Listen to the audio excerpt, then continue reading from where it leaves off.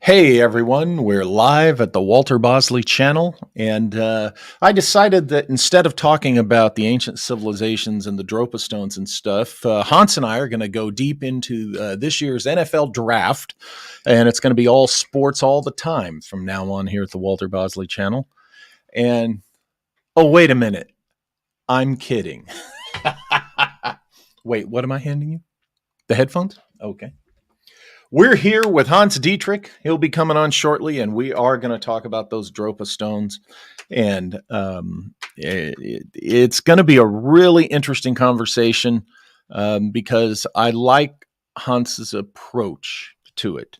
I kind of, as you guys know, I take a similar approach to things that are controversial or could have a hoax factor involved. I like to look for the nugget of truth. I don't like to throw out babies with the bathwater, but if something's BS, call it as I see it. That kind of approach. But ultimately, I'm always open to the conversation on controversial stuff. There's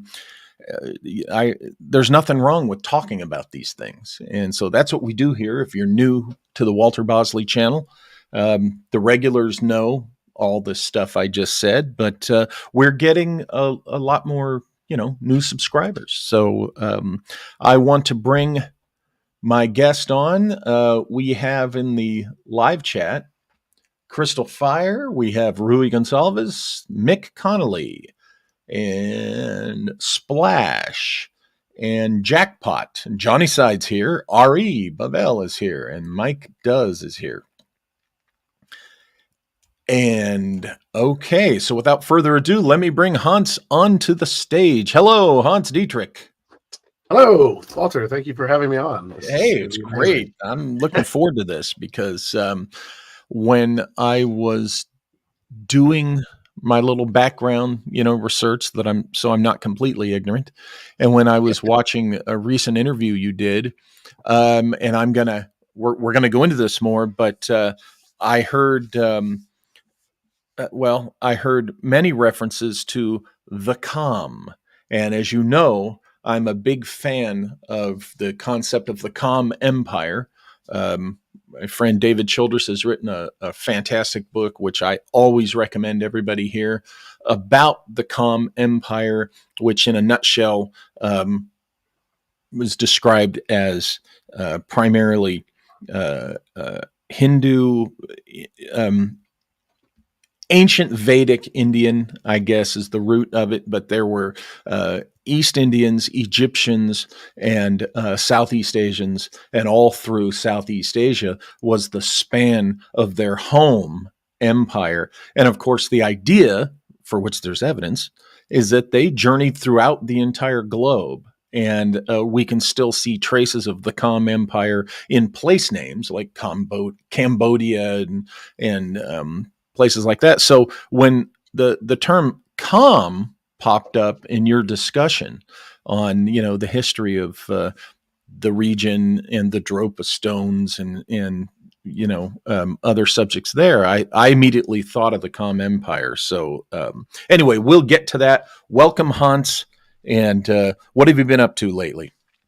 Wow, since we met down in LA recently at the Alien events and Biomed Expo.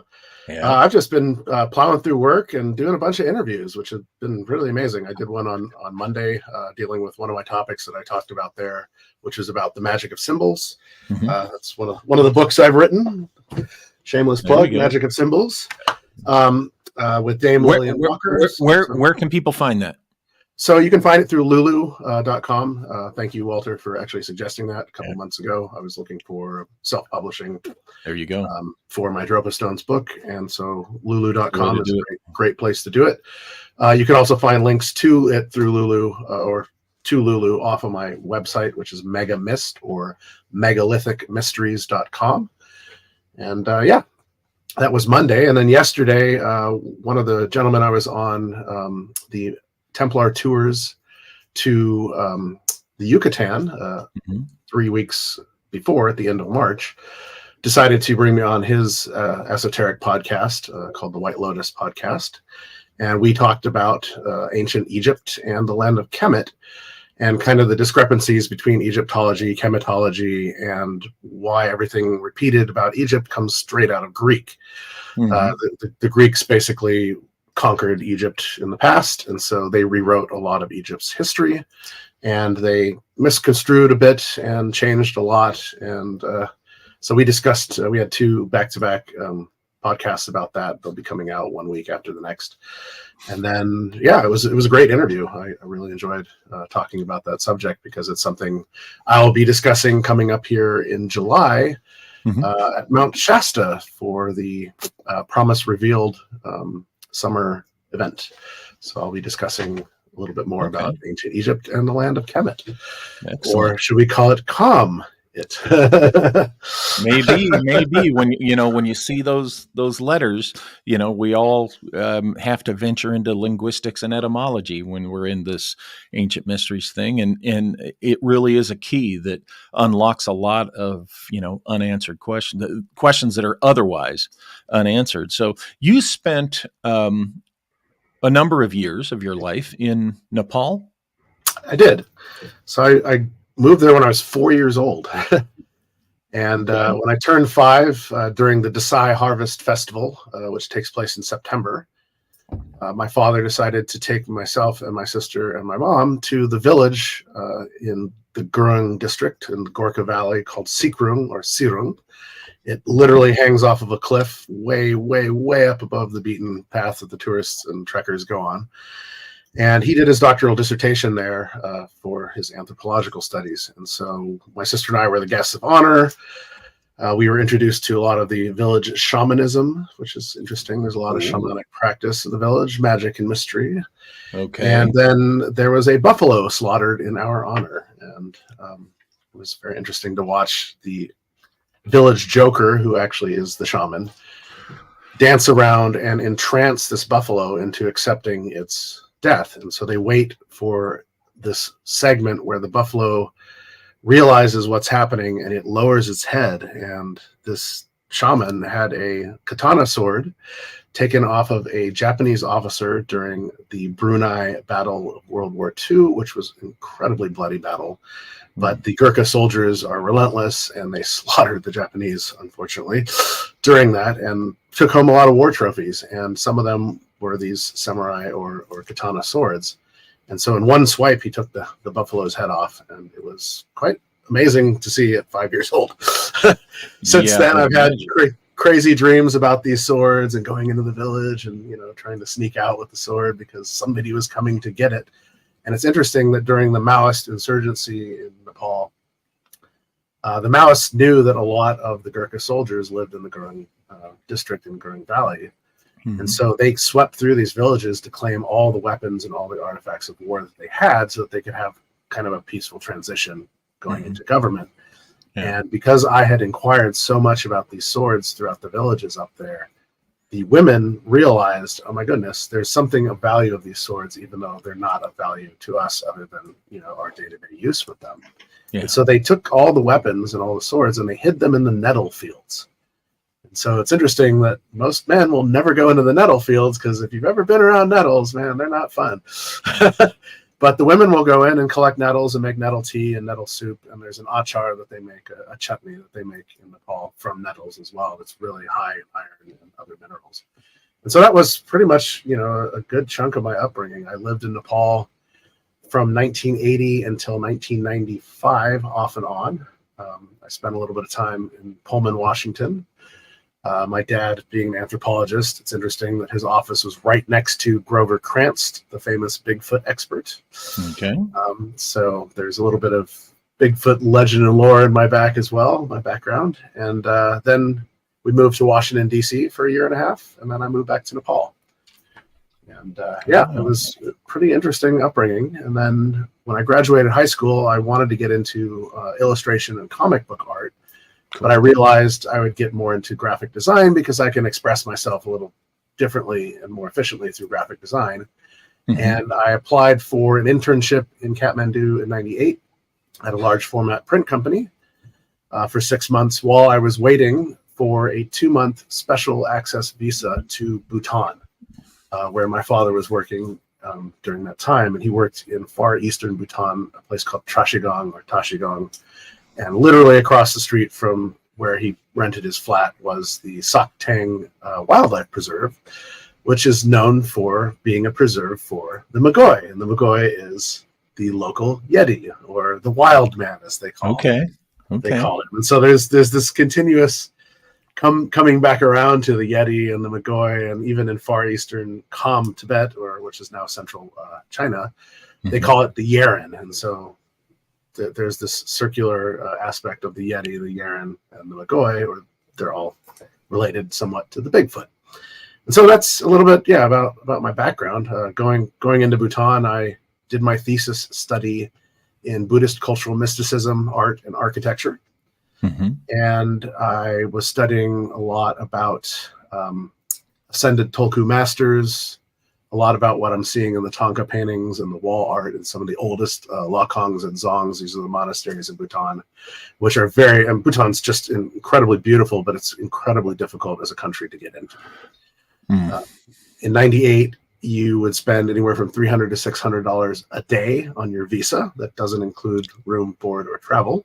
Wow. You're allowed 10 days only, and it's by invitation. And they allow 2,000 tourists a year because they do not want their culture to be exploited by the outside world. And is it easier to get into Tibet than Bhutan? Much easier, yeah. I mean, Tibet's too difficult to get into, but Bhutan is incredibly difficult. Have you been to Tibet?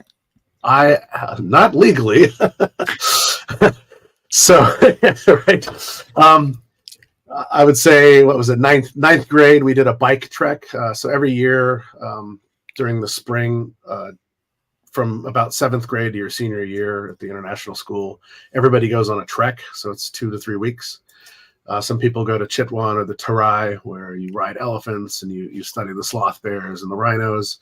The seniors usually go to like Solukhumbu area up around Mount Everest. But we decided to do something different, and we did a bike trek. And so we biked all the way up to pretty much the Tibetan border. And in the middle of the night, 3 of us decided to cross the border way up on a mountain trail. There you go. And then we came back through the checkpost in the morning and flagged our passports and just kept going. They were like, hey, wait a minute. Yeah, who's this? Where'd you guys come from? So technically, I have not actually been, deep into Tibet. My father's been there several times. He used to raise Tibetan Mastiffs, and so he went into Lhasa and some of the surrounding areas to find some of the original sources of the Tibetan Mastiff.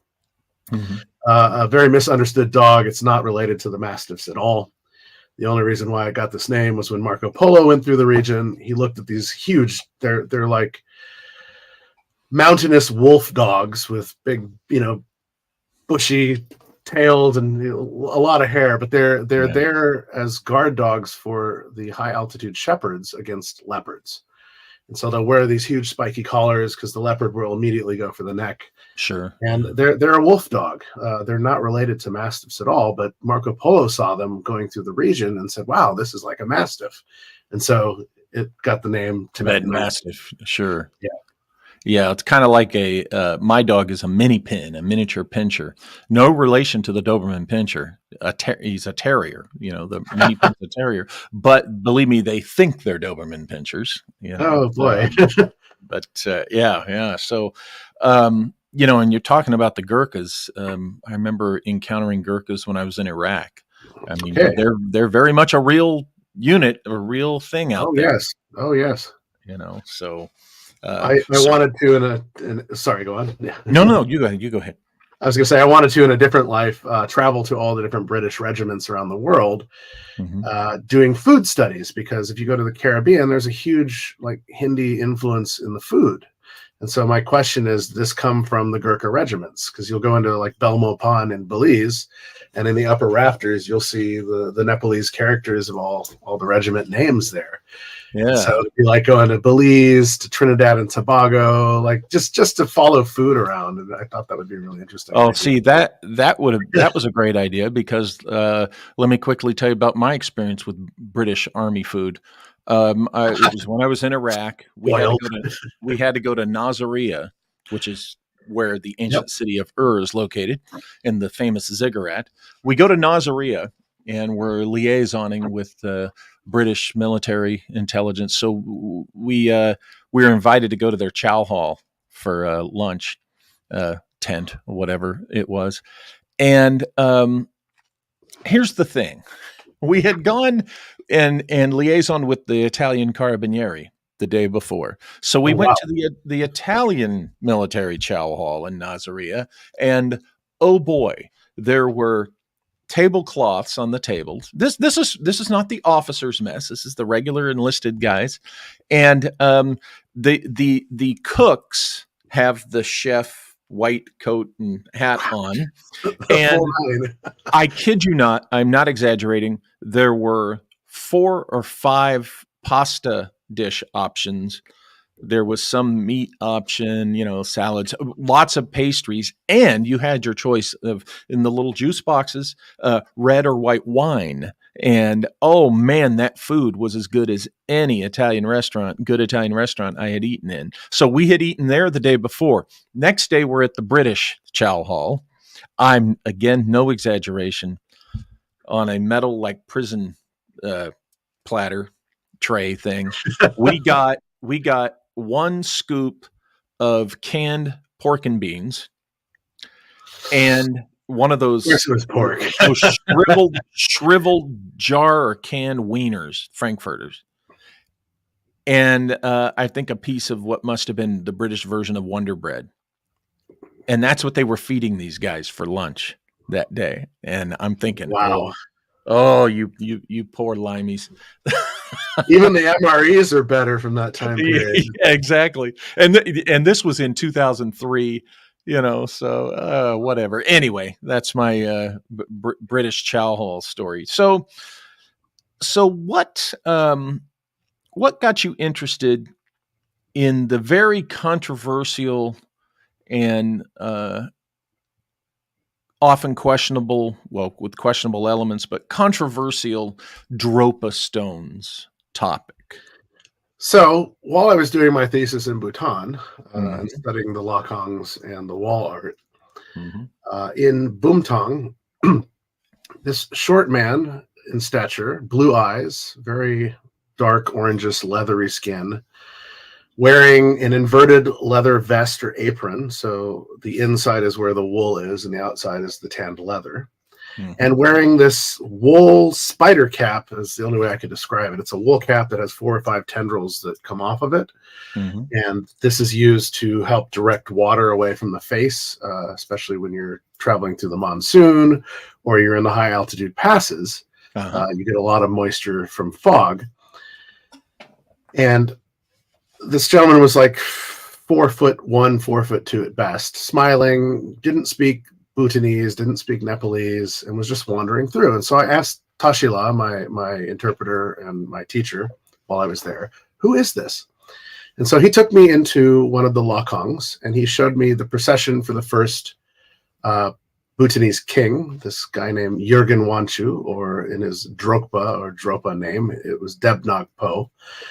And he was considered the first Druk Gyalpo, which means cloud dragon king. And so the cloud dragon is the symbol of Bhutan. And Debnog Po in Shina, or in the Dropa language, also means flying serpent king. And so I was like, okay. And at the end of the procession is this short guy. He's a Dropa, or Drokpa, as they're called in Bhutan. I'll get into this. And he has a gift, and the gift is the Buddha's singing bowl, and in it is the Sintamani stone. And so he is giving this as a gift to the first king of Bhutan. And I was even more fascinated. I'm like, well, who are the Drokpa? And so they originate out of far eastern Kham Tibet. They're nomadic. In Kham Tibet, or what is now central China, around the Bayan Kara Ula and Bayan Har Shan mountain range. I always flip those around. It's where the Yelong and Yangtze rivers, the mouth of the rivers, start from. They are known as the Dropa. Throughout Tibet, they're known as the Zopa, D-Z-O-P-A. And in Bhutan, northern India, and Nepal, they're known as the Drokpa, the people of the cloud dragon. And the further west you go, they're known as the Brokpa.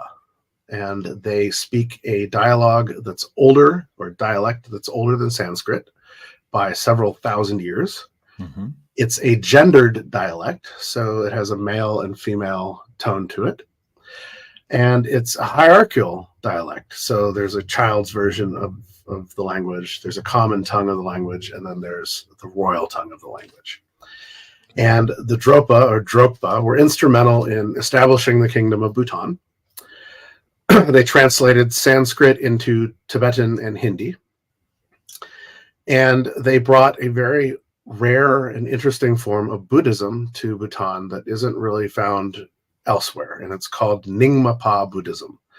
And this is where we get the stories of levitating monks, astral projection, ascended Tolku masters, traveling across the dimensions of time and space to the different stars and planets. The Mount Meru legends, they all come out of this sect of Nyingmapa Buddhism. Okay. Most Buddhism doesn't really talk about this. They don't get into a lot of astral projection. They don't get into a lot of astrology outside of simple practice, because they're more talking about the philosophy. And so this was my first introduction, and I was like, wow, I've stumbled across this name, and it didn't really click on me until about 4 years ago, where another researcher and friend of mine, Johnny Enoch, decided to challenge me to research into the Dropa stones. And I started thinking there's some sort of overlap here. Mm-hmm. And when I started diving in, as I've told you before, my method is I approach everything with my BS meter in the red and 100 questions. It's how I approached going to Peru. You have to. I saw all this stuff on Ancient Aliens and History Channel, and bless these shows. Some of the information on it is incredibly hokey, but it exposes the viewer to places in the world that they might never ever go. There you go. And for me, this was all about, when I went to Peru, I had met Brian Forrester years before when I lived in Hawaii. And so Brian's like, come to Peru. And so I was like, okay, I'm going to Peru. My BS meter's in the red. I got 100 questions. And by the time I left Peru, my BS meter had been completely shattered. And I had many, many, many, many, many more questions. There you go. Which then led me to Egypt twice. I've been to Egypt twice now. And, same approach there. And so I approached the subject of the Dropa with a similar aspect. And so I started looking into the story. And as you know, going online, when you look up the Dropa, the story that's online is the same story that's being told across 50 different channels, 10 different documentaries. It's the only thing that you find in Wikipedia.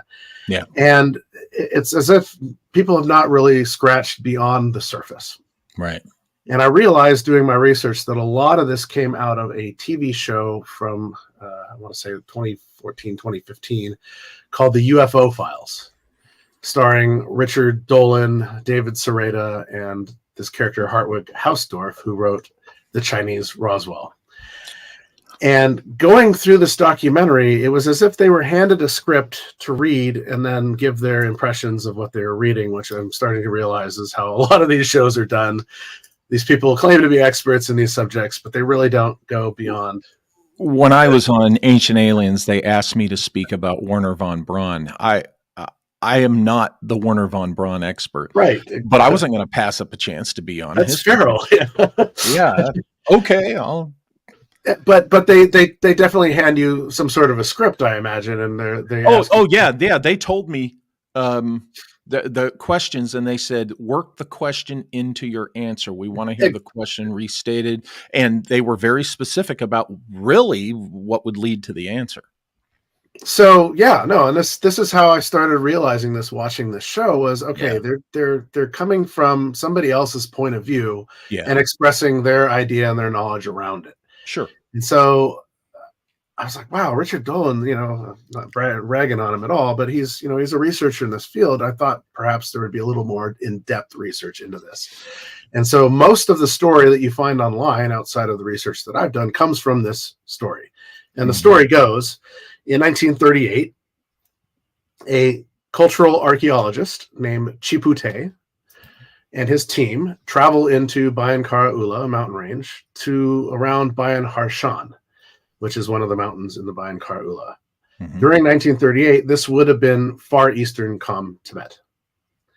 Now it's central China, because after 1950, the Chinese invaded Tibet and swept through this whole region all the way to Lhasa. But in 1938, this was still part of Tibet and Kham Tibet. And interestingly, in this area are a lot of caves, and some of these caves have ancient manuscripts. Some of them have ancient petroglyphs on the walls. The Tarim mummies were found in these caves. They date back to, I want to say, 5,000 or 6,000 BC. Some of them a little bit closer to our era than that, but they're expertly preserved because of the arid air and the lack of moisture in these high altitude caves. And so the Tarim mummies are interesting because here they have this dark auburn hair, they have this yellowish orange skin, and a lot of them still have the remnants of blue eyes. And so this is interesting that this feature also skips over into this nomadic group of people called the Dropa. And so in one of the caves, Chipute and his team discover the cave is hewn out of the bedrock, hewn to tolerance and technology that they're not familiar with. And this is something akin to, if you've been to Peru, I know you have. I don't know if you've been to Napa Iglesia or Napa Huaca, but it's in the Sacred Valley on the way toward Machu Picchu off of the train tracks. And you climb 1,000 or so feet up this cliff of shale rock. And in this cave on the back wall, it's cut out with 90-degree angles. It's huge. And then in the center of it is like a false door that's also cut out at 3 levels.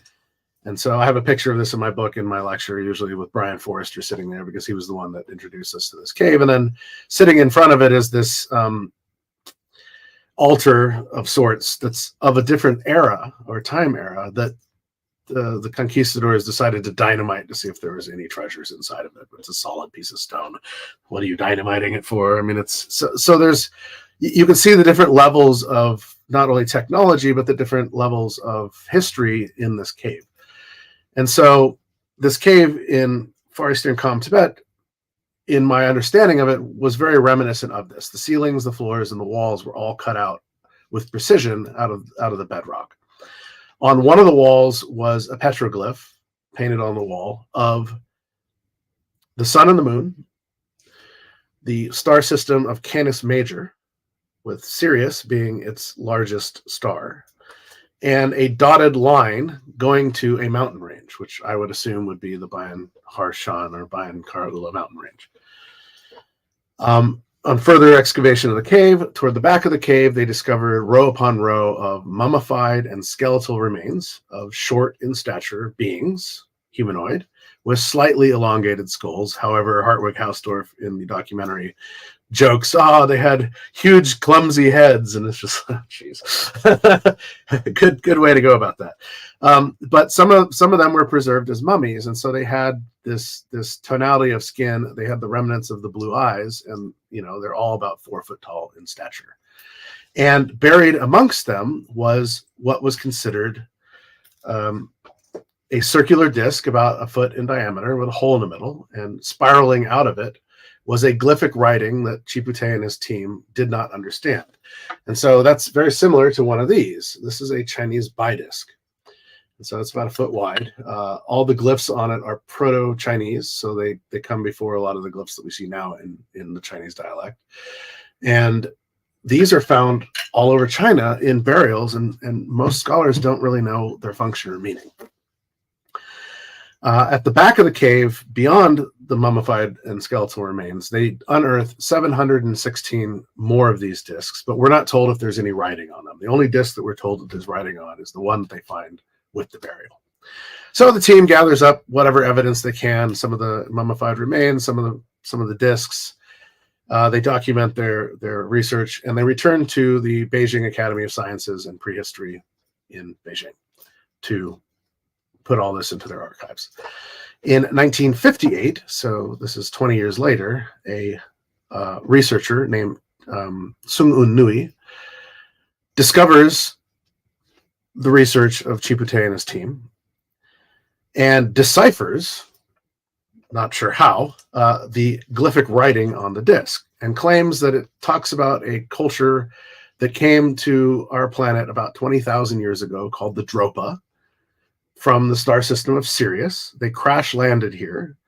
They were forced to intermingle with the people of the region in order to survive. And this was a burial or homage to them. He's laughed pretty much out of the Academy of Sciences by his peers. And during Mao's Cultural Revolution in the 1960s, he flees to Japan, we're told. During this time period, one of these discs ends up in Russia, or the Soviet Union during this time, and is studied upon. They do harmonic oscillation testing on it. The three researchers joke that they put it on a turntable and tried to play it, which is not how you do harmonic oscillation. You would plug electrodes to it and you would send a pulse through it and see if there's a resonating pulse. And they did mineralogical research on it. So they scraped off elements of it to find out what it was made from. And so the disc came back as jadeite. This is jade. So this is red jade. It's a softer, soapier stone. But jadeite is like granite. And so it's a granite igneous stone, but it has flakes of jade crystal within it. And it's also laced with mercury and cobalt.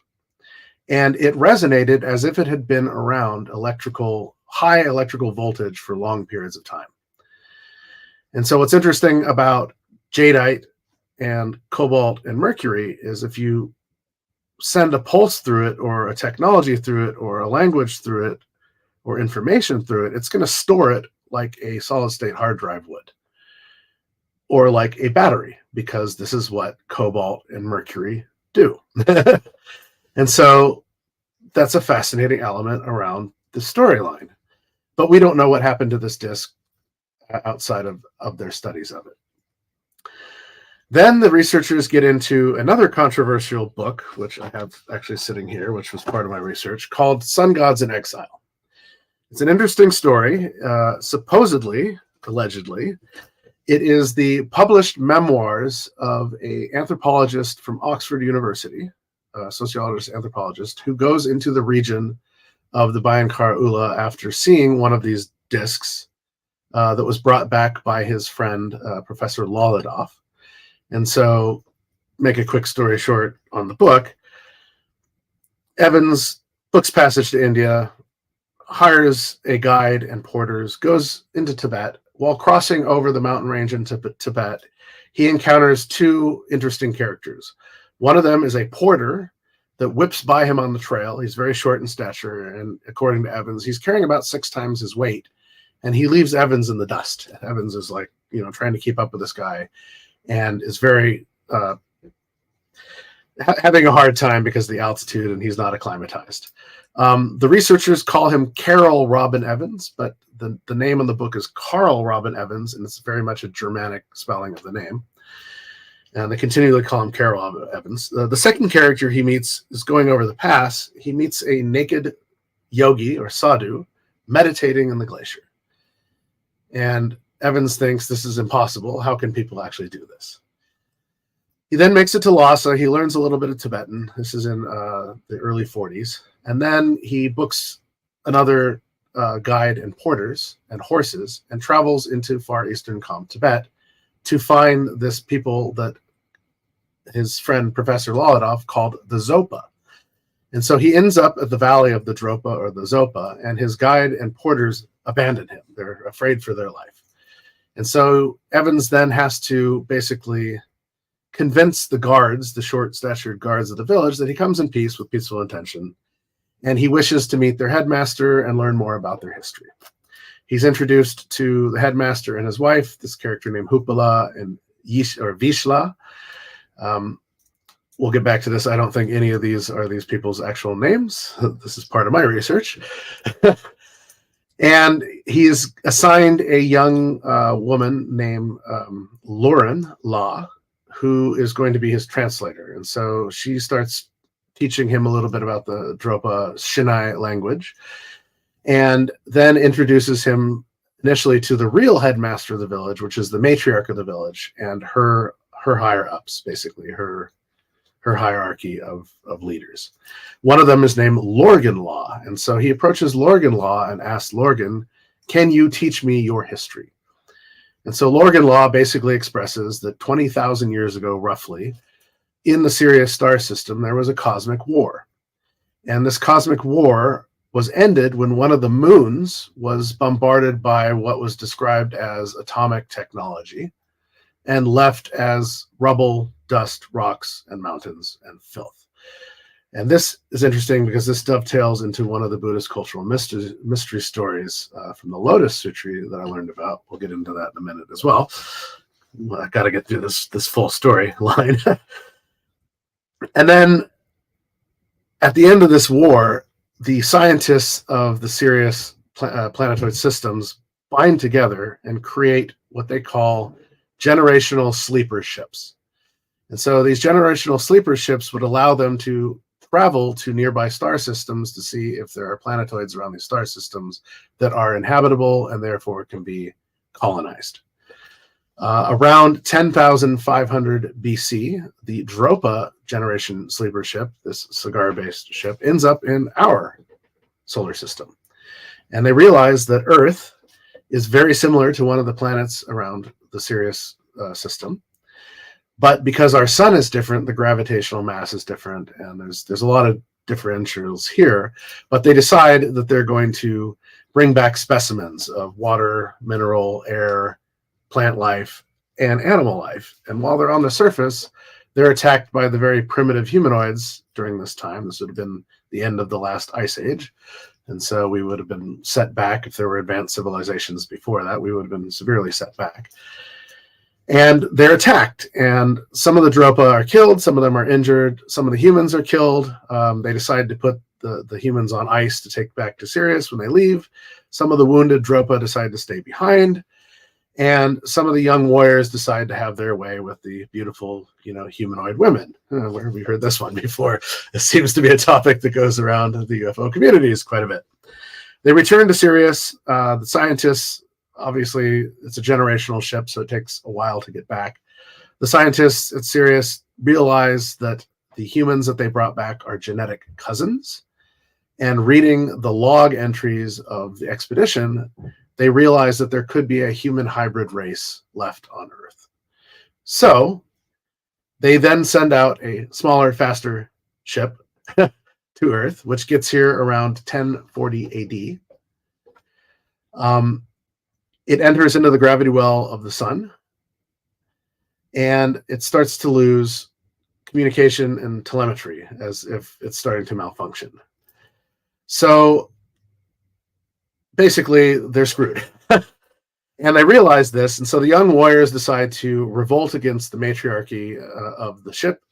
They commandeer the ship. They realize that the ship is actually malfunctioning, is going to crash, and they jettison a exploration vehicle back towards Sirius in hopes that they will get rescued in a few generations. Meanwhile, they jettison their weapons into the ocean, and they crash in this remote region of Tibet. It's frigid cold. They're not used to the cold or the weather. They need food, water, and shelter, so they send out expedition parties. And eventually they have to trade their precious metals and some of the gear that they have on their ship with the local Kham Tibetans and start intermingling with them and crossbreeding with them to survive moving forward. The researchers, Dolan Hauswig and David Sereda, basically then come back around and they're like, okay, a lot of this information came out of 3 magazines in 1962. The first was called Vegetarian Universe out of Germany. The second was called the UFO Bulletin out of Belgium. And the third was Sputnik magazine, which was very popular during this time. Sputnik kicked off in the late 50s and talked about a lot of esoteric knowledge and UFOs and alien stuff, and was a very prolific magazine. And it also showed up in Eric von Daniken's Chariots of the Gods from 1968. But because Chipute is not a Chinese name, they figured, oh, this story can't be real. Sungung Nui is not a Chinese name, so this story cannot be real. No one has heard of the Dropa people, so this story cannot be real. There is no Beijing Academy of Sciences, so again, the story cannot be real. And this book, Sun Gods in Exile, the author or the publisher of it, it was published in 1978, came out in 1995 or 1998. And basically, to 40 in Times, this UFO publication said, oh, this book is a hoax. So this was my area to start my research. I'm like, okay, let's actually look into this with my BS meter in the red and 100 questions. And so I started realizing I needed to look up the original sources of this. And so I looked for 40 in Times, and I looked for, not 40 in Times, sorry. I looked for the Belgian UFO Bulletin. I looked for Sputnik magazine from 1962, and I looked for Vegetarian Universe. I could not find anywhere online or in archives any of these magazines from 1962, except Sputnik magazine. And so I looked through their vast archives from 1962, and there's no mention of this story in their magazine. And so I'm like, okay, this is odd. So we're being told that the origins of this story come from these magazines, but in reality, these magazines don't exist in my research. So then I looked in Chariots of the Gods, and lo and behold, there's no chapter in Chariots of the Gods either from 1968. And so I'm starting to think these researchers didn't do a lot of research into this, but this is still the same story that's being told back and forth across the internet. So I kept looking. I'm not giving up on this. And I found from 1964 a magazine from Germany called,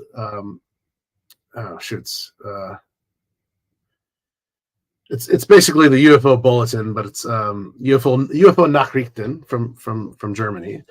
And it's a periodical. And so it only lasted about 4 years. But in this periodical is this story of the Dropa and Chipute and his team. And it's interesting because the first line of the story says this story came out of Vegetarian Universe, but it doesn't cite a publication date, or an edition. So again, there's this mystery. Where is Vegetarian Universe? And it goes through the whole story that I just described to you. And it's interesting because it actually has the translation that Sung Nui gave from the disc. And the translation goes like this. The Dropa came down from the clouds in their winged gliders 10 times before the sunset. The villagers hid in the caves until they realized that the Dropa came this time with peaceful intention. And so it was this time that really puzzled me because it implies that they had come before. And it's talking about winged gliders, not a singular craft crashing. And so these could have been exploration vehicles. What's also interesting is this is not a story on a disc in an alien language. This is the story of a culture experiencing or witnessing this event. And so my first thought was, oh, the language on the disc that was indecipherable is this calm Tibetan language.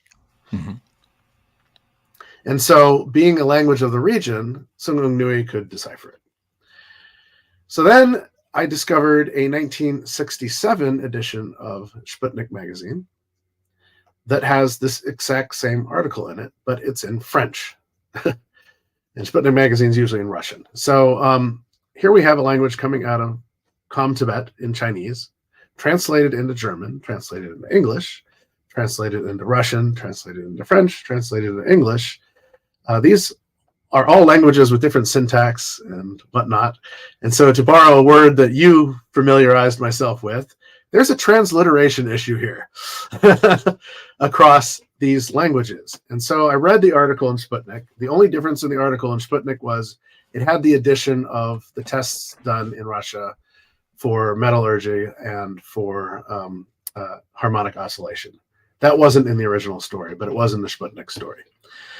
And interestingly, the story in Sputnik magazine slightly changes the story written on the disc. So instead of coming down in their winged gliders, they came down in their craft. Well, craft could be singular.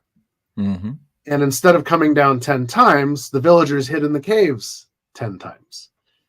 But the end of the translation still said, this time they came with peaceful intention. And so I thought, okay, again, they've come before. Well, in Sun Gods in Exile, they came 10,000 BC, and then they came in 1040 AD. So they've come twice. And so my thinking is that the people buried in the cave that were found were from the more recent expedition that arrived here. So let's look at the names. So I'm starting to think, okay, there is a transliteration issue here. And some of the other anomalies were from Sun Gods in Exile. The researchers were like, there's no way that there's a porter that can blow by people on the trail, carrying 6 times their weight. So this must be a hoax or a fake. And there's no way that somebody can do, high altitude meditation in the glaciers. This is just unheard of. This is an impossibility. Well, enter Nepalese porters. The Sherpa porters are often, 125 to 150 pounds at best. They're under 5 foot. And some of these guys will be chain smoking, wearing flip-flops, going up the mountain trails, carrying refrigerators full of Coca-Cola and beer, which is easily 6 to 7 times their weight. And they will blow by you on the trail. I don't care how experienced of a trekker you are. These guys will leave you in the dust. Chain smoking. Yeah. Wow. And so it's like, okay, right here, I'm debunking their story from this UFO files on the History Channel. And the second is this meditating yogi in high altitudes. Well, enter Wim Hof. I mean, Wim Hof has proven that this is doable. And he can meditate for hours in freezing climate wearing his underwear, or sit in glacier waters forever. And so there is this ability amongst humanity to actually do this. And so those two things are out the book. In the book, there's this depiction. I should have brought up my slides, but there's a lot of that. Of the headmaster and his wife. And basically, the thought is that the headmaster and his wife, there's no way that this is actually their garb. This looks, because it's a drawing, this looks fake. This can't be what these people look like. This can't be what Tibetan culture looked like during this time. Yet, during this time, I'm finding this actually. Yeah, this is what I liked in your presentation. We have these exact same headdresses, these satellite headdress structures. And so, again, I'm proving these researchers wrong. And so realizing that there was a transliteration issue between the original German UFO Nachrichten document article and the article in Sputnik magazine, the article in UFO Nachrichten talks about them the Com Tibetans. And in Sputnik, it calls them the Ham, or the Ham Chinese. Well, there is no cultural group in China called the Ham. There's the Han dynasty, but there's no cultural group called Ham, H-A-M. And so I thought this was a transliteration between Com and Ham, or Ham. And so I started to apply this research to the names that these researchers claim are fake. Chipute is not a Chinese name. No, it is not. But it sounds an awful lot like Shifu Te. And for your audience that don't know what transliteration is, it's basically when you hear one thing in the language that's being spoken to you, and you try and transcribe that into your own language. Correct me if I'm wrong here. And it's like a game of intellectual telephone. Things can get wrong in these translations. Oh yeah, I sat on a wire, as they used to say. I was a monitor of a FISA wiretap on Soviet agents in early Russian Federation years. And yeah, when you're having to listen to the conversations, in this case Russian, you're absolutely right. The big part of your work is making sure that you're hearing the right thing. And you're absolutely right. There are so many letters that you think you're hearing one thing, but you're actually hearing, just with different letters. And so these transliteration errors are very common because of that. People who don't know what you just explained, how, there's Chipute doesn't exist, but Chifute does, so to speak. Yeah. It's a real So thing. Shifute is interesting because Shifu is a title and it means teacher or master. And so, of course, he's a teacher of archaeology and anthropology out of the Beijing Academy of Sciences. He's going to be called Shifu Te, Master Te or Teacher Te. And so I looked up Te, and online, looking up the word or the name Te as a surname, it literally says this is a popular transliteration of Teochew, a Chinese name. So it's right there in the research that Dolan and Sereda and Hausdorff did not do. What a surprise. I'm sorry. I'm not surprised. I mean, anybody that would push the Wilson docs as hard as he does becomes questionable right there, on the face of it. Right. But go ahead. So then I decided, okay, what about Sung Ung Nui? Well, Sung Ung Nui is not a Chinese name either, but it's very similar to a Hao Chinese name. The Haos were Vietnamese Chinese. And so it would have been Seung Nguyen or something very similar to this. And so he would have been a Chinese Vietnamese scientist working in the Beijing Academy of Sciences. And so when he fled to Japan, I don't think he fled to Japan. I think he fled back to Vietnam during the Chinese, the Maoist cultural insurgency, or in China, Mao's cultural revolution.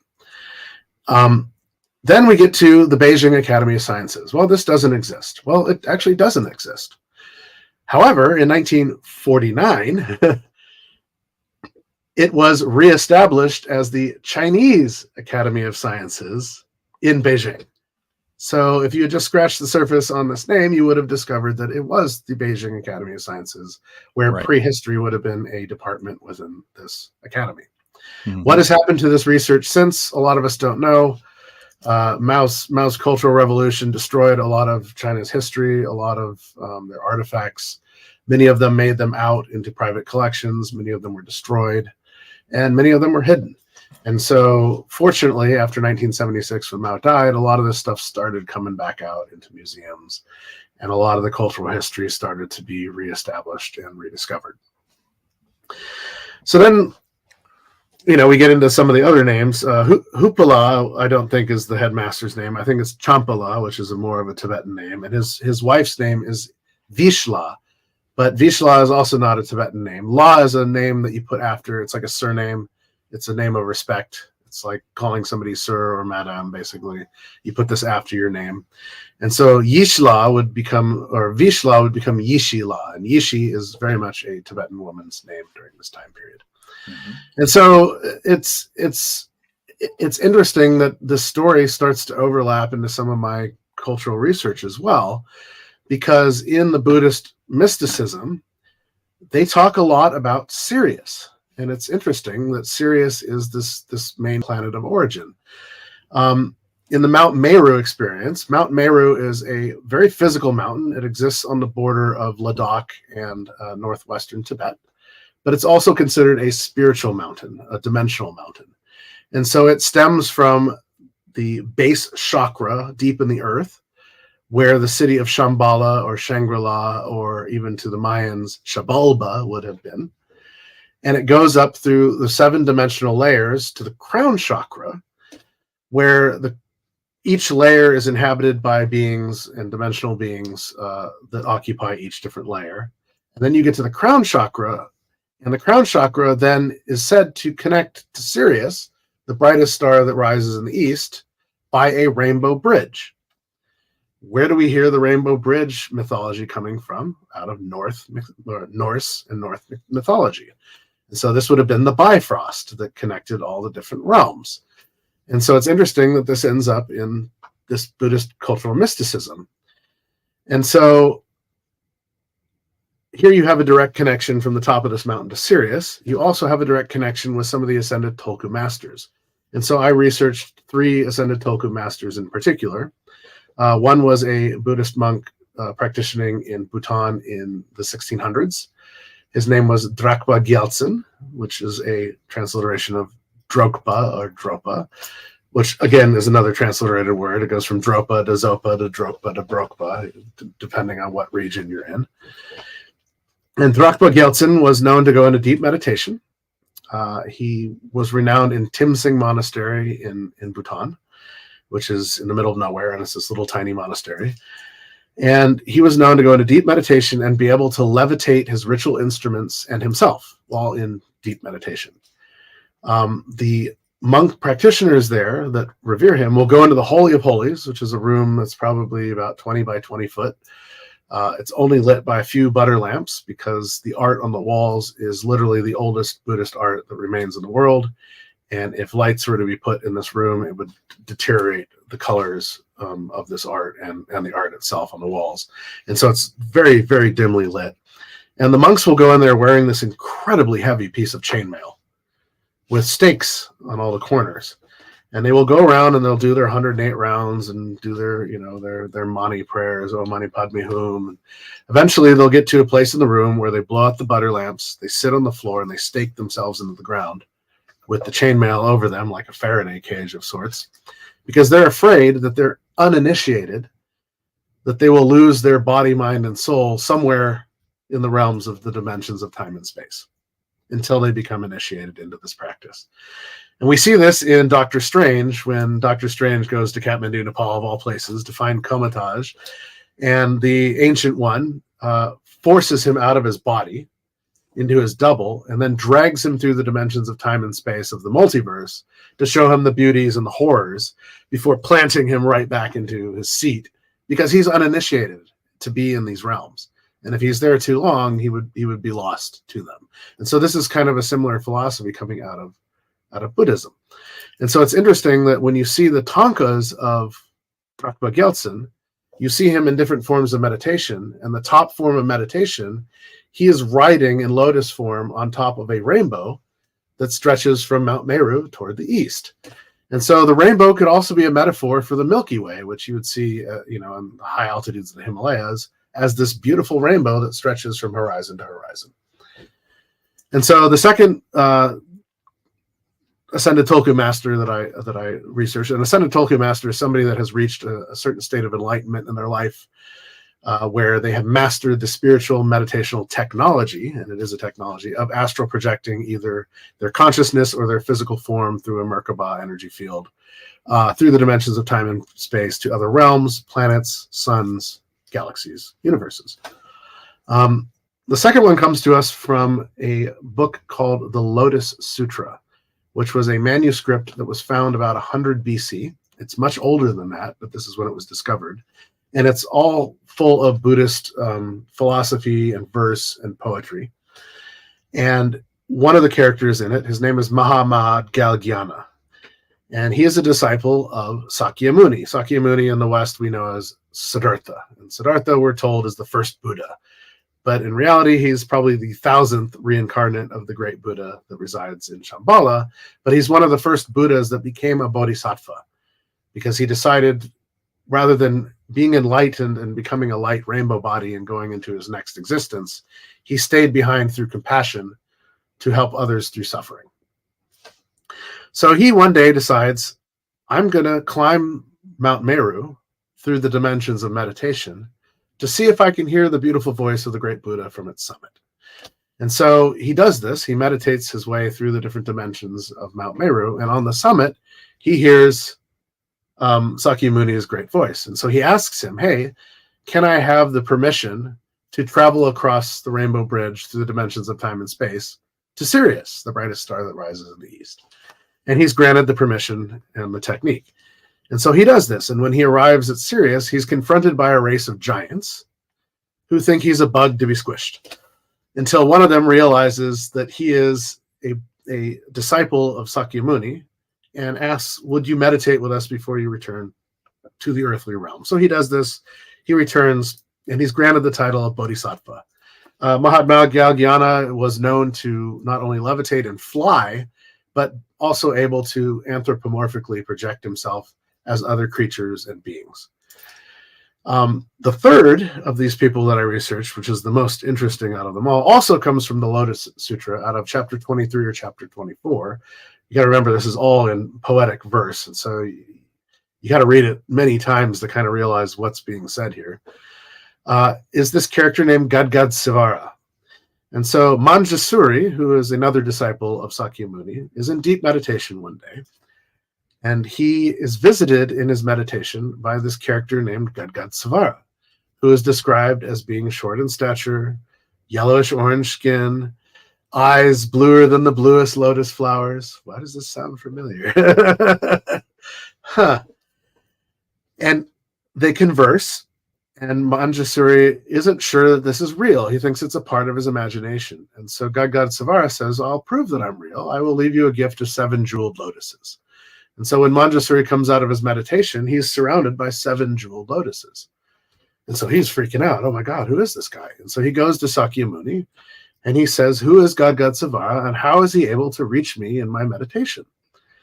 And so Sakyamuni says, well, Gadgadsavara is a sage. He's a bodhisattva from the brightest star that rises in the east. This is serious. And he's able to reach you because he has mastered the spiritual meditational technology of astral projection, and therefore he can meet you in the astral plane. Well, how can I learn this technique? Well, because you're uninitiated, you'll have to be guided into it by an initiate who will guide you into a deeper state of meditation than you've ever been in, but you will be able to reach the astral plane and have this conversation with Gadgadsavara that you wish to have. And so Manjusri accepts this. He's guided into this astral projection through a trained practitioner, and he meets with Gadgadsavara, and he asks him, after conversing, do you have the ability to arrive at Earth in your physical form? And Gadgadsavara accepts the challenge and says yes. And in the verse, it says, he then climbs atop his flying palace, a tower of 7 layers. This is the Vimana meets Mount Meru experience. And accompanied by the sounds of hundreds of thousands of musical instruments being played without players, he traverses across the dimensions of time and space and arrives in our skies at Earth. He descends from his flying palace. He meets with Manjusri and Sakyamuni, and he blesses Earth as being a beautiful realm, unlike the Saha, or mundane realm where he comes from around Sirius, which was destroyed by an ancient war and left as mud, filth, rocks, and mountains. Okay. He then meditates with his disciples and Sakyamuni's disciples. He blesses everybody. He then ascends his flying palace, a tower of 7 layers, and once again accompanied by the sounds of hundreds of thousands of musical instruments being played without players, he traverses back across the dimensions of time and space to Sirius. What is this describing? This is an extraterrestrial visitation. And it's interesting that this story somewhat ends up in Sun Gods in Exile, but as I've described, there's a lot of anomalies. I didn't finish the story of Sun Gods in Exile, but there's a lot of anomalies in Sun Gods in Exile that could not have been known in the 1970s when it was published, as some of the instruments and technology inside of the crashed ship that's discussed in the book.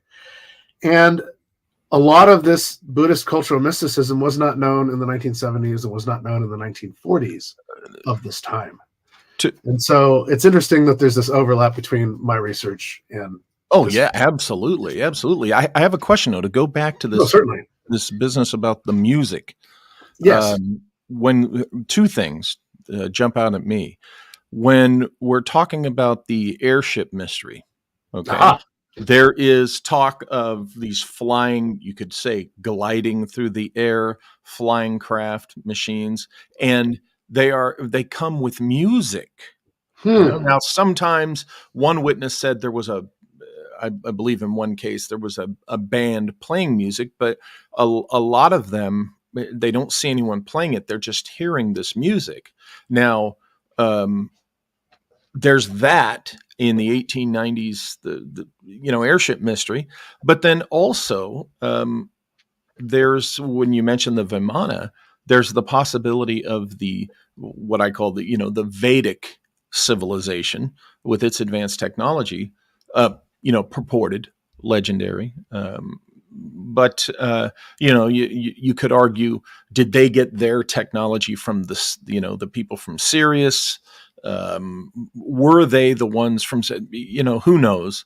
This is that mysterious civilization that way predates the Com Empire, but yet, influenced it or probably born it. But the music, I have to wonder, okay, clearly that's suggesting that whatever this music is, it has something to do with facilitating moving through the air or moving between dimensions. What do you think about that? That's fascinating. I look at it as a cacophony of noise, something that could only be explained through this poetic verse. Yeah. But if you start looking into, the lore and legend of science fiction, movies and TV shows, how did, in the most recent edition of Battlestar Galactica, how did they discover Earth? Right? They're coming from this binary system, so there's an interesting connection with Sirius there. Yeah. They're traversing time and space in these generational sleeper ships, so there's also this interesting connection there. Mm-hmm. And Earth is a series of notes, and the notes then are used as a telemetry to find, to triangulate where Earth actually is, where this lost civilization of Battlestar Galactica originated from. And so I've always found this overlap very interesting. Yeah, that's kind of my research into the Dropa. I mean, it goes a lot further. There's a lot of other elements. Well, already I'm telling you, I already know I'm going to be having you back on to explore deeper, more some of these things you've already mentioned. But continue. In 2017, we had this visitation by Oumuamua, which Avi Loeb and a bunch of scientists at Haleakala Observatory on Maui discovered. Avi Loeb obviously didn't discover it, but the scientists at Haleakala did. And so they find this extra solar object that's a cigar-shaped meteorite or something of these levels. It's about 1 kilometer in length, which is the description of the Dropa craft. And it's narrow, so it's like a cigar, and it's spinning end over end. And so this is odd because meteors don't normally spin end over end.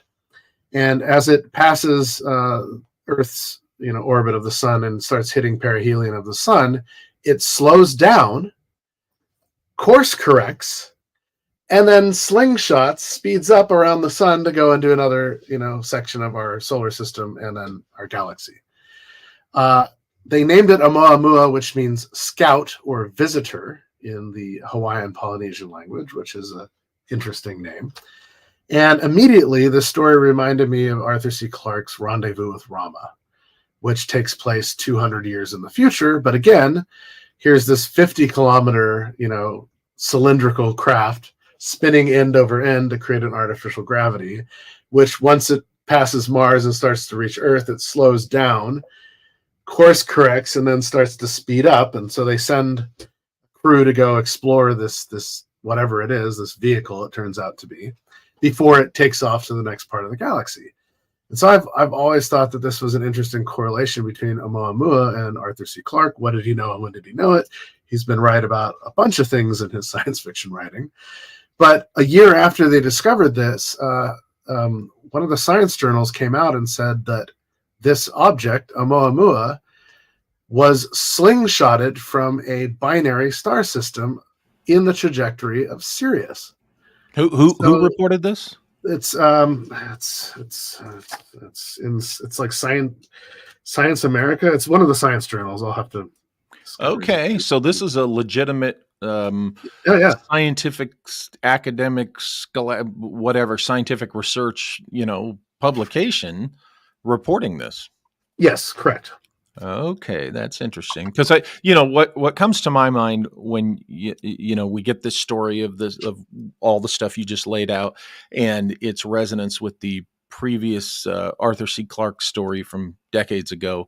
Naturally you go, okay, where are we getting the info about all the details of this thing tumbling? Because clearly they've read the book, right? And they're trying to, but if these details are coming from, some type of scientific reporting or some type of, space agency or something, that is genuinely, sincerely interesting in its resonance with the Clarke story. And, the quote says, Oumuamua's appearance in our solar system was a surprise and suggested it had been flung here by some kind of energetic gravitational slingshot, which could be explained by its origins in a binary star system.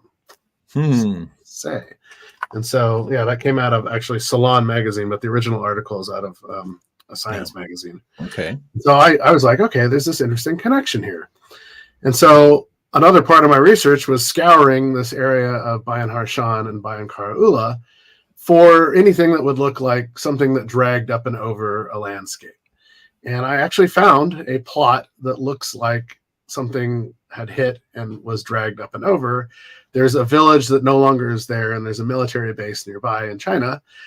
And it beggars the question, after the 1950s, what did they remove from this area? Because in September of 2021, the Chinese government came out and said, we are preparing to build a 1.5 kilometer spacecraft, cigar spacecraft in our orbit to use as scientific exploration and eventually use as interplanetary and possibly interstellar travel. And so the question is, what did they reverse engineer over the last 70 years? That's interesting. So there's some interesting overlaps here with the case of reality. Yeah. Then we can get into some of the hokey. Obviously, there's this Apollo 17, 18, and 19. that who knows if it existed, but during the same period of time, even though these Apollo programs were fully funded, they were canceled. Well, I think didn't 17 happen? 17 happened. It was 18, 19, and 20. Yeah. 18, 19, and 20. And a lot of people I know have seen the movie. What was it, Apollo 20 or something? Apollo 18 or Apollo 19. Apollo. And folks, that's a movie. It's so hokey. It's horrible. That's not footage from the mission. But what's interesting is these programs were fully funded. The astronauts were all trained. All of the equipment was bought. All the rovers were paid for and purchased. And then they scrapped the program. Yeah. And then they funded a new program called Sputnik, or not Sputnik, Skylab. Sorry. Yeah. And so the Skylab program came out of that. And what's interesting is a lot of people talk about, Apollo 18. Oh, it's a hoax. There's no way that there was a Soviet NASA joint space program. Well, what was Skylab? It was a NASA. Apollo Soyuz, 1975, I believe. Yeah. I mean, the world watched as they. That was the precursor to Skylab, and so there's that. And so Skylab used multiple launch vehicles to put Skylab in orbit, which could have covered a secret space mission. Yeah, and it went to the backside of the moon, and it observed in Apollo 15. There's photos of the backside of the moon. They're incredibly washed out, but if you do some contrast manipulation in Photoshop, you can clearly see that there's an object resting on the rim of a crater, a smaller crater just to the east of a crater that NASA calls Guest Crater. And if you look up, interesting, of all names, right? Guest Crater. Guest Crater. And if you look this up on Google Moon, you will never find it. But if you look up the coordinates of it on Google Moon, it's right there for all to see. I like stories like this because I'm sorry, the crowd that thinks we didn't go to the moon, very nice. Enjoy your Dunning-Kruger and go about your business. We went to the friggin' moon, people. What I think they lied to us about is what they found there, who and what they may have encountered there, what's up there. I think, and possibly how we went there. Yeah. Well, look, we went there on the rocket with the stuff you see, but I don't think they told us, revealed everything about what the technology of what we were seeing. And I think the biggest clue to that is the liftoff from the moon. That just looks too funny. Just poof. And they lied to us about the extent of the technology, and they lied to us about what they found up there. And I think they continue to go to the moon. Unclassified. We would not have abandoned that program at all. No. Now that doesn't mean we launched Saturn V rockets. No. After Apollo 17, maybe that's the reason that the whole thing changed and went classified, was because after 17, they realized, we don't have to do this with these giant thrust rockets anymore. We have something else. And that's why it went secret, because they could launch secretly. Right. Or even build stuff in orbit. I mean, we could still build stuff in orbit. But the idea that we didn't go, come on, people, grow up. And not to tread on, Catherine Austin Fitts or Joseph Farrell's work, but, there's missing trillions, and there's the ability that we could have easily done this. Yeah. if the moon's gravity is what 1/6 Earth, we would still need 1/6 the propellant to get off of the moon, to get back into orbit, meet up with the orbital craft, and then return to Earth. But the LEM didn't have 1/6 the propellant of the Saturn V rocket. So how is it just lifting off like it's being pulled up by strings? And that's always been such a question looking at that footage. It's something else is going on there for sure. Yeah, there's more to it. People look, they say, oh, it was too flimsy. It's okay. It's gold tinfoil and a bunch of PVC pipes. It's a little more sturdy than that. And, with the particular, if here's the thing, the fact that we likely don't know the full extent of the technology that was used. We don't know enough to say, no, the LEM didn't go. Well, right. I think what surprises people is I remember the first time I saw at the Air and Space Museum, like the Mercury capsule and even one of the Apollo capsules, how small. They're tiny. Oh my God. Yeah. And particularly with Apollo, these three guys, how many days I would go nuts because I can't stand being sitting in the middle seat on an airplane flight. How do you get in and out of it wearing your air conditioning unit too? I mean, but it's the problem with the advance of technology, okay, is that I mentioned Dunning-Kruger before, but there's this spectacular arrogance that is bred into the minds of the beneficiaries, the heirs of a technological advance. You get to a point where, we have this and we have that, we have these, iPhone, walking around with a computer and camera and everything in our hands. And there's no way they went to the moon with analog, technology. There's no way. And what that is an arrogance. Okay. Yes. A technological arrogance. It's the same arrogance that says there were no technologically advanced civilizations in human past. We're the pinnacle. Okay. And some of these same people who, go into their circle jerks, of, spazziness over, we didn't go to the moon. It offends them, or they disagree with, that conclusion that there were no advanced technologies in the past. And it's like, wait a minute.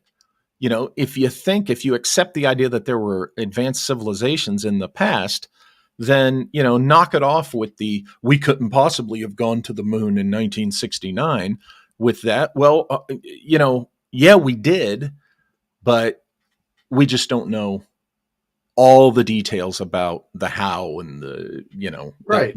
We can even go back before that to T.T. Brown and then, to Tesla himself. And well, look at it this way too. Some of the technologies that they were using were, if not more advanced than what we're using today.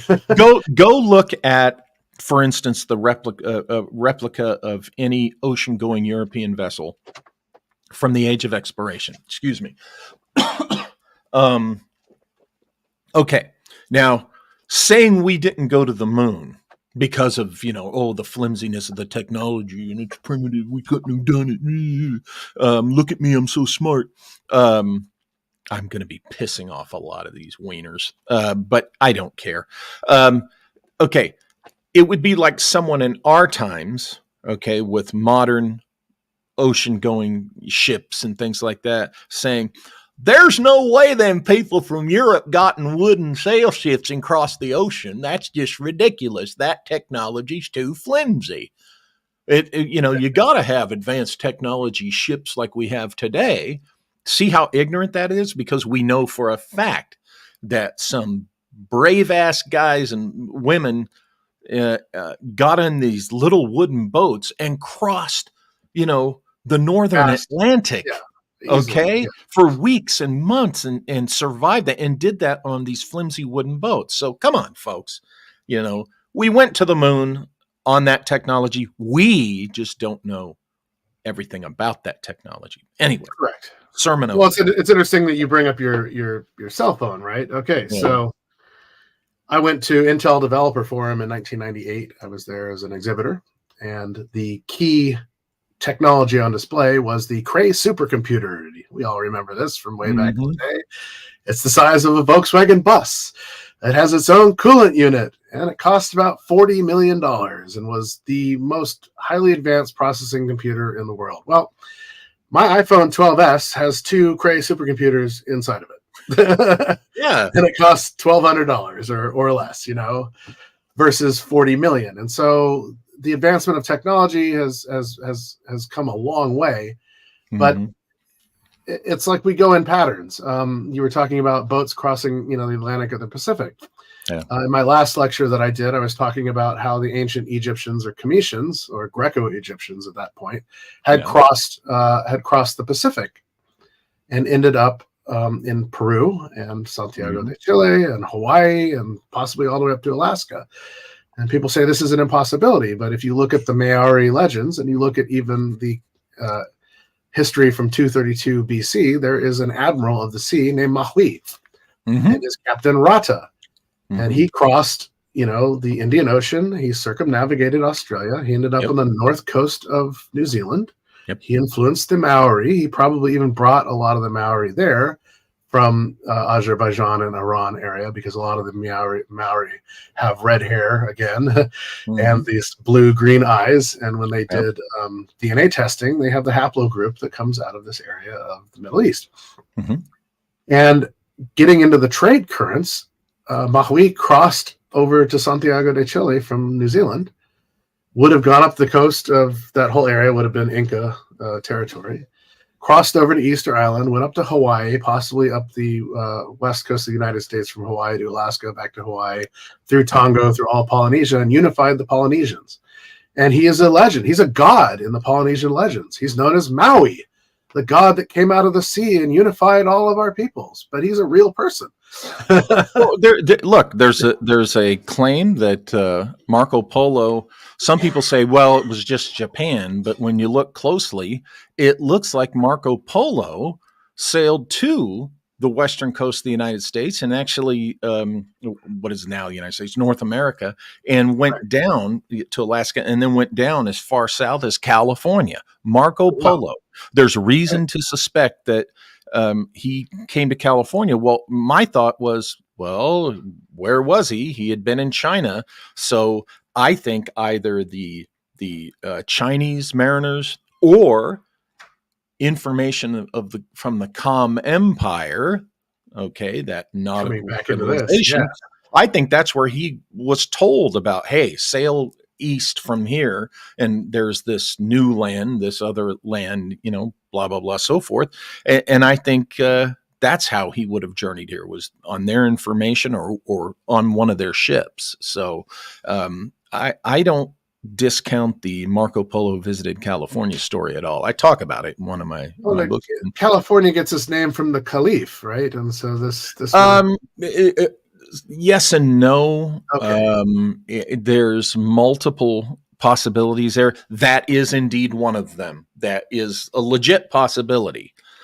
So it's a big old long thing. But I want to drag us all the way back to your topic. Yeah. In the end here, because we're going to go to questions soon. Awesome. Sum up. What do you think about the Dropa stones? In general, in the how do you the distinction between them? The Dropa nomadic people are very real. They come out of this exact region that was discovered in the 1930s by Shifute and his team. Okay. The Dropa stones are very, very similar to what you would find as bidiscs. Oftentimes you will find hundreds of these in burials, and they're blank. Nobody knows exactly what their use was for. Some of them have glyphic writing on them, like the one that I have. I actually have 2 of these. I got them in Hong Kong when I was a lot younger, but there's a lot of glyphic writing on both sides of them. And these would be family histories, spells, prayers, There's a lot of different use for the ones that have writing on them, but a lot of them don't have writing on them. The fact that this nomadic group of people is so well described in a book from an author, and if he was the author or if it's the republished memoirs of his boss from the 40s, so 70s to 40s, the amount of information in this book that people claim is hoax, I find very differently because I've been in these regions. Mm-hmm. And there's a lot of information across the board in this book, even though the book at the beginning of it says some of it has been hypersensualized, to make it a little more interesting. There's a lot of information in this book that would not have been known by either the author or his predecessor in the 1940s or 1970s. Just would not have been known, because you would not have been able to get into Bhutan, and Tibet even during this time period was very hard to get into. And there wasn't a lot of research or information in libraries or universities about these areas outside of, Blavatsky and Alice Bailey and the people, people of this ilk going into these regions and doing some research. But a lot of the mysticism just isn't there. That's more of a recent, intellectual discovery of sorts. And so there's no way that, the gentleman that wrote this had read the Lotus Sutra, because it wasn't known at that time. So how is there information from it in it? And so there's a lot of interesting overlap there. The other interesting thing is that this whole area of Com Tibet, or now central China, has a very strong connection to Sirius, as does a lot of the Buddhist culture. And so this also is an interesting overlap into these people. Do the Dropa exist? Yes, they do. Are they from Sirius? I don't know. I haven't been able to do, blood sampling. When my dad was doing treks and research in Bhutan and I started bringing this up, he's like, no way in hell we're doing any bloodletting on my trips, Because, he doesn't want to lose his reputation. And so for me, it's kind of a 50-50 split. Yes, there's a lot of elements of the story that are very believable, because they are something I found independently in my own research. But the story that's out there is very sensationalized and keeps getting repeated over and over and over again.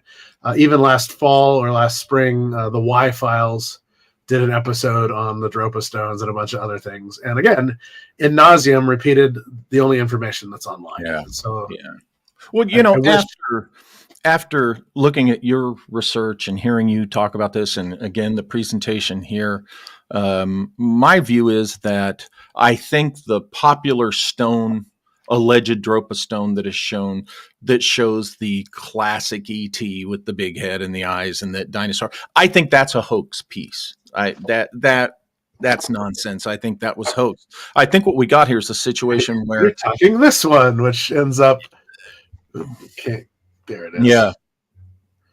So this is the Lolodov plate. This actually isn't considered a Dropa stone, but this is what you see online. Oh, yeah, okay. That's what they use. Yeah, I don't think that's real, but I think what we got here is a situation where there is information, like you said, that is legit, that is something to consider, that is true, so to speak.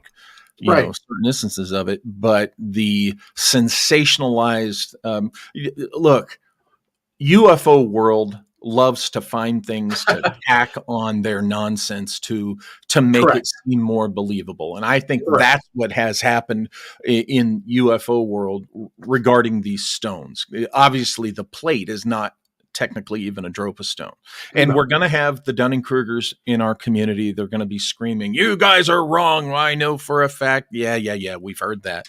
So, that's what I love about your research and your approach is you go into it level-headed, remain level-headed, and your conclusions are reasonable and such. So I put all that in my book, Dropa Legends. Where can they get the book before we go to questions? Lulu.com as well, or Megalithic Mysteries. What's the full title of it? It's called Dropa Legends and Lore, Connecting the Ancient Secrets of Bhutan, China, Nepal, Tibet, and Sirius. And in the cover, I put my rendition of what I think the Dropa stone actually looked like. It has the Com Tibetan writing around it. As I said, because the translations that come out of this, they don't seem like the translations of an alien language. Without a cipher, how can you decipher an alien language? However, if you're deciphering a language that looks alien to your own language, but is a regional language, then there's something there. And that's where my research has led me. Okay, great. Well, you got time for about 15 minutes of questions? Oh, totally. Yeah, no, I'm here on your ticket. Okay, folks. 15 minutes. Yes, as Johnny Side says, please, questions in all caps, comments as well that you want us to acknowledge, and stay on topic. Please. I will only discuss underwater basket weaving. That's right. That's right. But yeah, please stay on topic, folks. Don't ask about when is so-and-so going to be on the show. That's rude. Just so you know. All caps, questions and comments that you want to be acknowledged. So, where are you traveling to next while we're waiting for the first question to pop up? Me? Where are you going next? Wow. Yeah. Mm-hmm. So I might go back to Mexico with the Templar tours with Grandmaster Timothy Hogan. Okay. He's doing a tour down there in August or early September. Mm-hmm. Otherwise, I'm going to try and come to NIMSACon with you. Yay. Yeah, we're going to be having more info on that soon enough, folks. I'm speaking in Shasta on, I believe it's the 28th of July. Mm-hmm. That up actually. Okay. Through Rob Potter's event, Mount Shasta. Brad Olson actually hooked me up with that, so thank you, Brad. And I might be going back to Egypt in February again with Timothy Hogan. Okay. I'd like to see his perspective since I've been there twice through the Chemet school, and I have my background in chematology, but to see it from a fresh set of eyes, even though we're going to be going with the Chemet school, would be pretty amazing. Plus, it's my third time to go into the Great Pyramid. That's been some of the most amazing experiences I've ever had in my life. I've only ever flown over those, never stopped. So we have our first question from Maddie S. Do the stones ring? Do they make a sound when struck? My thoughts are that they operate with frequency in the mind. What are your thoughts on that? There's an excellent possibility about that. When the Soviets were doing the oscillation testing on it, as I said, they wouldn't put it on a turntable and try and play it like a record. This ridiculous research. But they would have plugged it up to electrolysis and devices to measure it. And basically, it created a frequency and thus a harmony within it. And so, yes, and even my disc, I don't know if you can hear it, but it has a resonance to it as well because of the stone that it's made from. Okay. Tim Houston has questions rather than beliefs or dogmas. That's always good. That's definitely always good. Slick Dissident asks, what is the weight of that disc? Is there a uniformity to the weight of other discs? They're all different sizes and different thicknesses. Some are incredibly thin. Depends on the material that they're made out of. This weighs about 5 pounds or less. I mean, it's jade, so it definitely has some weight to it, but it's not like it's a piece of granite, which would weigh even more. So. Okay. All righty. Casey asks, Hans, can you talk about the white elephant god that was supposedly represented by a huge white jadeite elephant carving that was later destroyed, but found in the same region the Dropa stones are from? Interesting. White elephant god. So this would have been something related to Ganesha, I would imagine. Yeah, that's what I'm thinking. Coming out of the ancient Vedic astrology and pantheon, we consider it Hindu today, but all this started out of the Vedics. White jadeite, interesting. Yeah, I'd have to look a little bit more into that because I'm not incredibly familiar with that. But yeah, let me do some research. I'll try and get back to that question. Ryan Prella asks, how can we verify the reported recording on a health channel for Apollo 11? I guess the report that Neil Armstrong mentioned, they are watching us from the edge of the crater. My understanding, Hans, is that has always been an apocryphal tale that has never been verified. What do you know about that? Anything? I know about it through, it was ham radio operators that were picking up some of the radio telemetry. Yeah, that's the story, right? That's the story. And so it was going to Australia first, but these ham radio operators were able to pick up the channels, and the stuff that the astronauts were saying back to Houston were somewhat cryptic, but somewhat not. And so that story comes out of an independent, ham radio operator. Okay. Has any of the ham radio operator claims been verified, or any follow-up interviewing with those people been done? I don't think so. Yeah, I'm not super aware of that. Because that would, think about it, particularly back then. Now they, I'm sure they have so many ways to cloak the signal and jam the signal to where ham radio operators are not going to pick up. But back then, a lot of it was across ham channels because it was over the horizon radio, and so they could pick up just about anything. I mean, when my uncle climbed Everest in 1964, he went up the West Ridge, Willie Unsold, on the Hornbein expedition, and he met Hornbein on the summit. And they ham radioed back to Kathmandu to, interestingly, a Jesuit priest named Father Moran. But he went by Mickey Mouse. That was his handle on ham radio. Cool. Because his name was Marshall Moran, so M&M, Mickey Mouse. Gotcha. And he then broadcast it to the world. And so it was picked up then. But ham radio has such a long distance. And he had charts of, in Nepal, he could pick up, boats in the South Pacific that were using ham radio and talk with the captains of the boats. So, Okay, so Richard Hawkins asks or comments, so do we think these discs were made by external sources, or did an external source teach humans how to make these discs? In the research, I feel that the discs were made here and were recorded on here. However, in Sun Gods in Exile, the Lolodov plate was one of 12 discs that was stolen and removed, and they were used in a system that used they called it a silver wire, and the silver wire would go into the box, or wires would go into the box that the discs would sit in, and this is what recorded their logs and their history. And so this is what I would consider fiber optics. Well, fiber optics didn't exist in the 70s and didn't exist in the 40s. So what are they talking about in the book?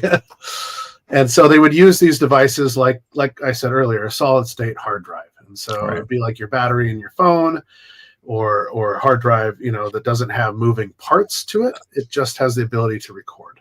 Yeah, just a minor correction. I do think fiber optics existed in the 70s. And here's why I think that. I recall, unless I'm getting this wrong, model shops, hobby shops, of which you guys know I'm a fan.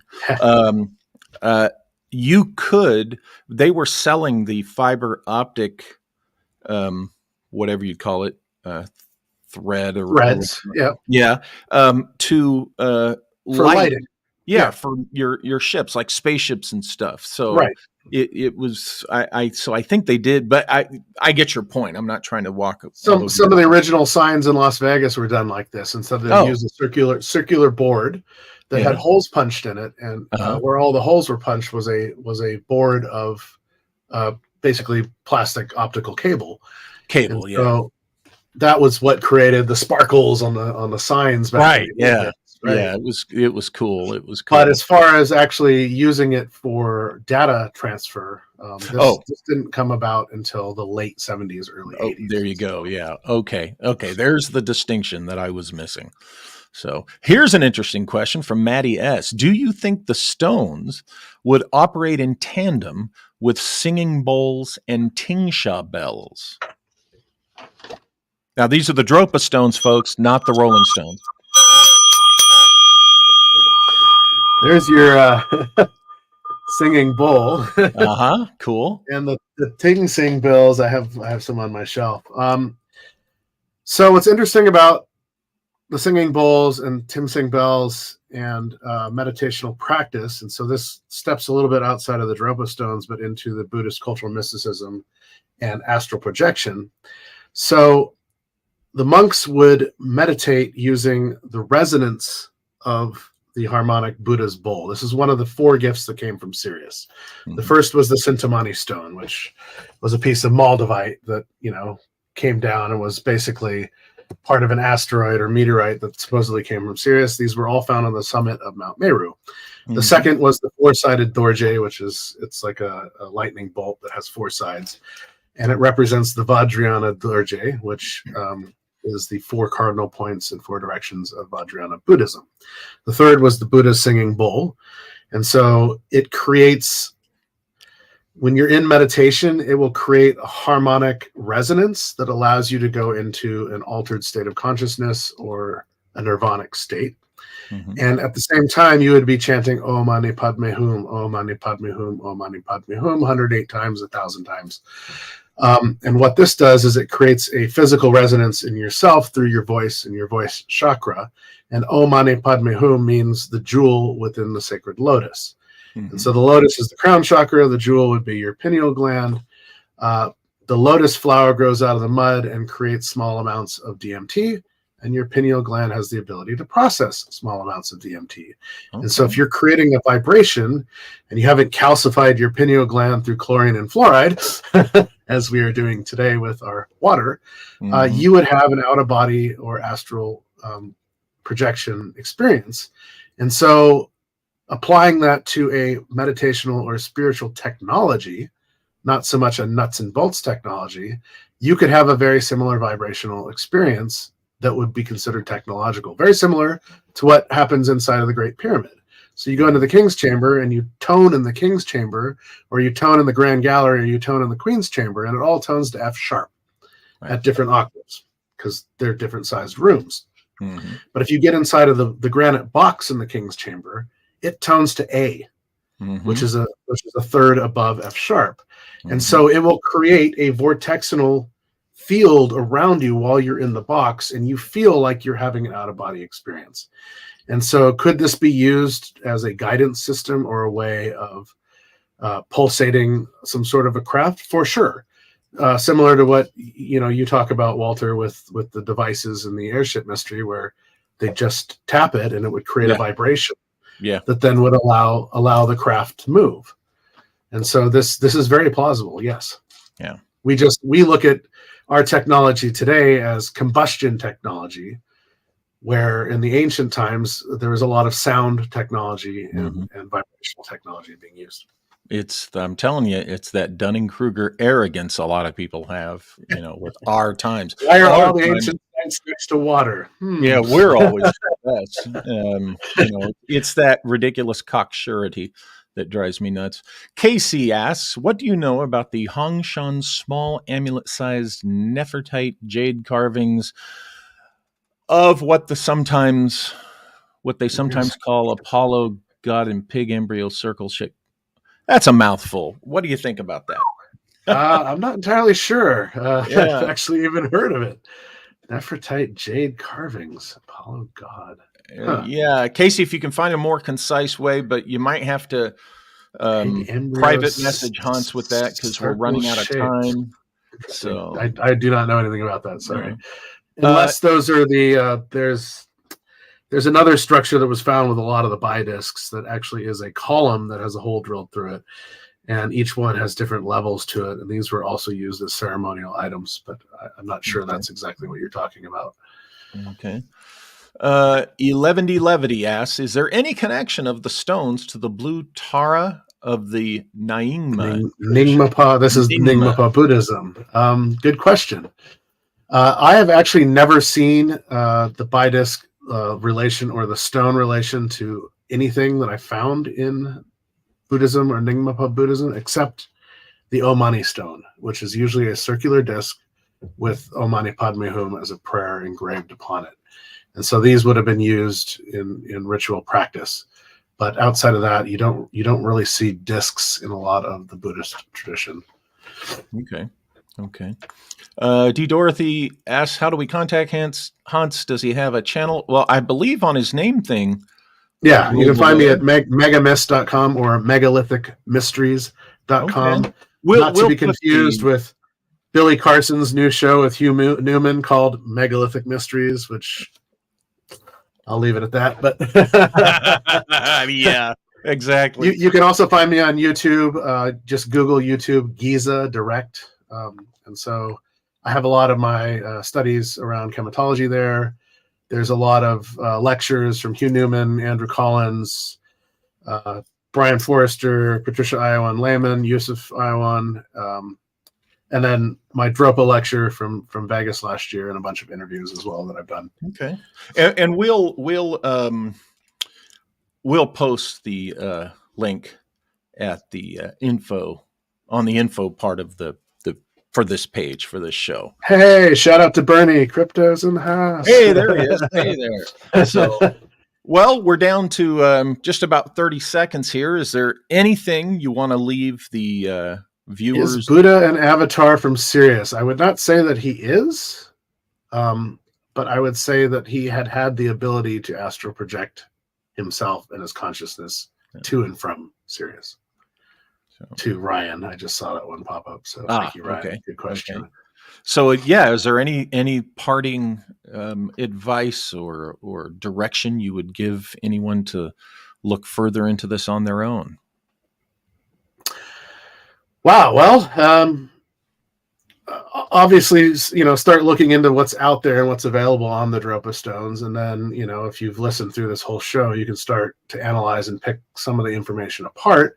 And it might lead you down some very interesting rabbit holes, as it did me.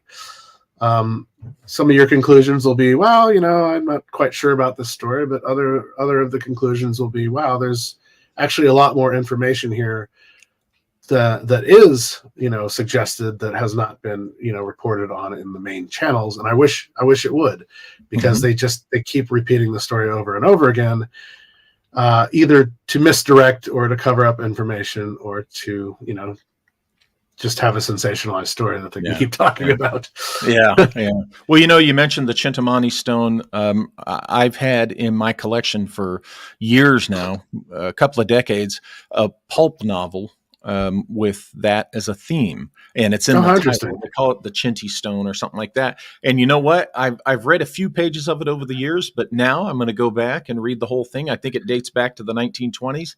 And like I always tell my viewers, don't ignore the fiction, because sometimes in fiction, real info gets through. But I want to thank you for being here, Hans. This is thank you so much. Been a really good show. I want to have you back on again. Just in a quick follow up to what you just said about the Chintamani stone, a lot of this came out of Nicholas Roerich's research. Yes. And so he was sent into Tibet to find Shambhala and the Chintamani stone by, he wasn't the president at the time. Why can't I think of his name? It will come to me. But anyway, he was sent there specifically to find, evidence of Shambhala and the Chintamani stone, as was Alice Bailey. And so it's interesting that they both have this dovetail over each other in the region. So I appreciate your time, Walter. This is amazing. Thanks for giving us your time. And clearly we'd have to go on for hours and hours to. I've got a lot of other things we can cover as well. So we'll definitely do some other shows. And absolutely, I'd love to get you on my podcast as well and pick your brain about some of your stuff. So. Well, thanks again, and I want to thank everybody. Hans, we had one of the best turnouts. Great crowd tonight for this show. Yeah, absolutely. The live chat was fantastic. The people viewing, it was one of our peaks. So again, we look forward to it. Thanks again, everybody. Have a good night, and I will see you on Saturday with Malia. And thanks again, Hans. Thank you so much, Walter. Have a good one.